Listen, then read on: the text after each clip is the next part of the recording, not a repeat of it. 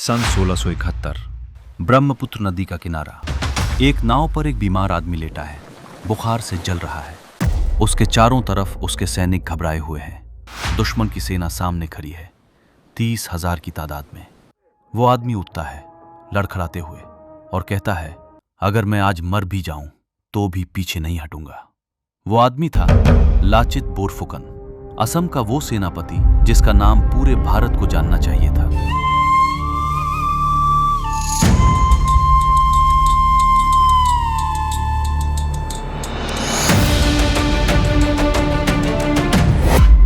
लेकिन कितने लोग जानते हैं इस नाम को? बताओ, स्कूल में पढ़ा था, किताबों में था? शायद नहीं, क्योंकि इतिहास वो नहीं लिखता जो सच था। इतिहास वो लिखता है जो ताकतवर लोग चाहते थे। लेकिन आज हम वो कहानी सुनाएंगे जो असम में पूजी जाती है, जो हर बच्चे को याद है। वहां बात करते हैं 17वीं सदी की। उस वक्त का हिंदुस्तान मुगल साम्राज्य की चपेट में था। औरंगजेब दिल्ली के तख्त पर था, उसकी नजर पूर्व की तरफ थी, असम पर। असम यानी आहोम राज्य 600 साल से स्वतंत्र। मुगलों ने कभी इसे जीत नहीं पाया था। आहोम राजा बेहद ताकतवर थे। उन्होंने मुगलों को 17 बार हराया था, 17 बार। लेकिन औरंगजेब हार मानने वाला नहीं था। उसने सन 1662 में एक बड़ा हमला किया। मुगल फौज ने गुवाहाटी पर कब्जा कर लिया। आहोम राजधानी तक घुस आए। असम का एक टुकड़ा मुगलों के हाथ में चला गया था और ये असम के लिए बेइज्जती थी। तब आहोम राजा चक्रध्वज सिंह ने एक फैसला किया, हम वापस लेंगे अपनी जमीन। और उन्होंने एक नाम चुना उस मिशन के लिए, लाचित बोरफुकन। लाचित का जन्म हुआ था 24 नवंबर सन 1621 को। वो मोमाई तमुली बोरबरुआ के बेटे थे। उनके पिता असम के पहले गवर्नर थे। लाचित बचपन से ही अलग थे। घुड़सवारी, तलवारबाजी, नाव चलाना, सब में माहिर। लेकिन सबसे बड़ी चीज जो उनके अंदर थी वो था देशभक्ति का वो जुनून जो हर बाधा से बड़ा था। सन 1667 लाचित को असम की फौज का सर्वोच्च सेनापति बोरफुकन बनाया गया। उन्हें काम दिया गया, गुवाहाटी वापस लो, मुगलों को खदेड़ो। लाचित ने एक रात में ही मुगलों को गुवाहाटी से भगा दिया। सितंबर 1667 में यह खबर जब औरंगजेब तक पहुंची, वो तिलमिला उठा। उसे ये मंजूर नहीं था। उसने तुरंत एक नई और भी बड़ी फौज तैयार की। इस बार राजपूत राजा राम सिंह के नेतृत्व में 30,000 पैदल सैनिक, 18,000 घुड़सवार, 2,000 तीरंदाज और 40 बड़े जंगी जहाज। ये कोई फौज नहीं थी, ये एक तूफान था, और वो तूफान असम की तरफ बढ़ रहा था। लाचित को खबर मिली। उन्होंने घबराने की बजाय सोचा, रणनीति बनाई। उन्होंने जाना कि मुगल खुले मैदान में लड़ते हैं, बड़ी फौज के साथ, तो खुले मैदान में नहीं लड़ेंगे। जंगल, नदी, तंग रास्ते, यही थे लाचित के हथियार, इलाके की पहचान। उन्होंने गुरिल्ला वॉरफेयर का सहारा लिया। रात को हमला करो, दिन में गायब हो जाओ।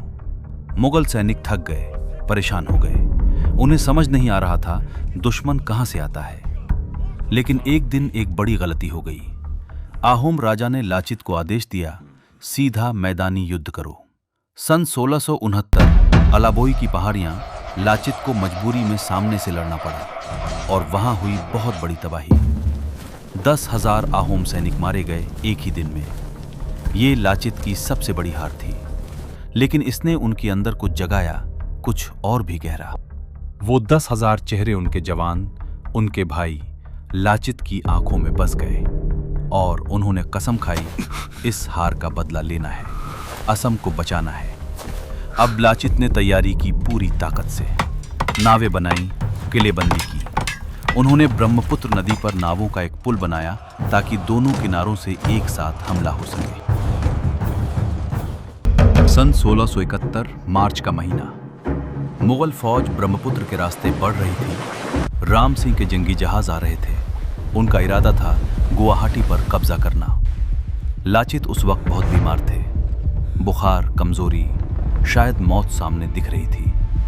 उनके सेनापतियों ने कहा, आप आराम करें, हम संभाल लेंगे। लाचित ने मना कर दिया। उठे, हथियार उठाया और नाव पर चढ़ गए। जब असम खतरे में हो तो बिस्तर पर लेटना मर्दों का काम नहीं।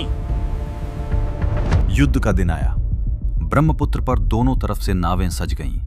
मुगल नावें बड़ी थीं, भारी हथियारों से लैस। आहूम नावें छोटी थीं लेकिन तेज। लाचित की रणनीति थी, कुछ नावें आगे से हमला करेंगी, मुगल ध्यान उन पर देंगे और तभी पीछे से मुख्य आहूम बेड़ा हमला करेगा। जाल बिछाया जा चुका था। मुगल बेड़े ने आगे से आती नावों को देखा और वो उनकी तरफ बढ़ा। पीछे का रास्ता खुला था और वहां से लाचित की असली फौज आ गई। मुगल घिर गए चारों तरफ से। भागने का कोई रास्ता नहीं था। लाचित खुद एक नाव पर खड़े थे, बुखार में, लड़खड़ाते हुए, लेकिन तलवार हाथ में थी। उन्होंने मुगल सेनापति मुनावर खान को ललकारा और उसे मार गिराया।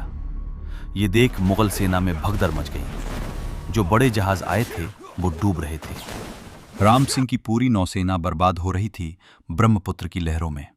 और फिर वो हुआ जो इतिहास में दर्ज है। मुगल सेना पीछे हट गई। वो 30,000 का तूफान एक बीमार सेनापति के सामने झुक गया। सराय घाट का युद्ध जीत लिया गया। असम बच गया। ब्रह्मपुत्र आजाद रही। जब यह खबर औरंगजेब तक पहुंची, वो अवाक रह गया। उसे यकीन नहीं हो रहा था। एक बीमार सेनापति ने उसकी सबसे बड़ी सेना को हरा दिया था। राम सिंह ने औरंगजेब को खत लिखा, इन लोगों को जीतना नामुमकिन है। मुगलों ने उसके बाद कभी दोबारा असम पर हमले की हिम्मत नहीं की, लेकिन लाचित की यह जीत उनकी आखिरी जंग थी। युद्ध के बाद उनकी तबीयत और बिगड़ती गई। बुखार ने उनका शरीर तोड़ दिया। 25 अप्रैल सन 1672 लाचित बोरफुकन इस दुनिया से चले गए। वो इंसान जो मरते हुए भी लड़ा, वो असम की मिट्टी में मिल गया। असम रोया, ब्रह्मपुत्र रोई और एक महान अध्याय बंद हो गया। आज असम में लाचित बोरफुकन की पूजा होती है, ठीक वैसे ही जैसे महाराष्ट्र में छत्रपति शिवाजी की।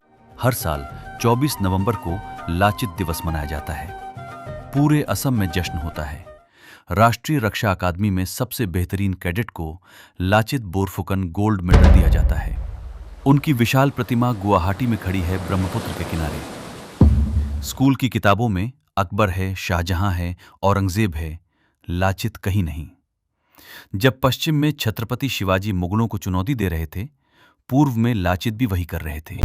लाचित बोरफुकन की कहानी हमें बताती है, एक इंसान बिना किसी संसाधन के सिर्फ जज्बे से साम्राज्य को हरा सकता है। तो अगली बार जब कोई पूछे भारत के महान सेनापति कौन थे, तो एक नाम जरूर लेना, लाचित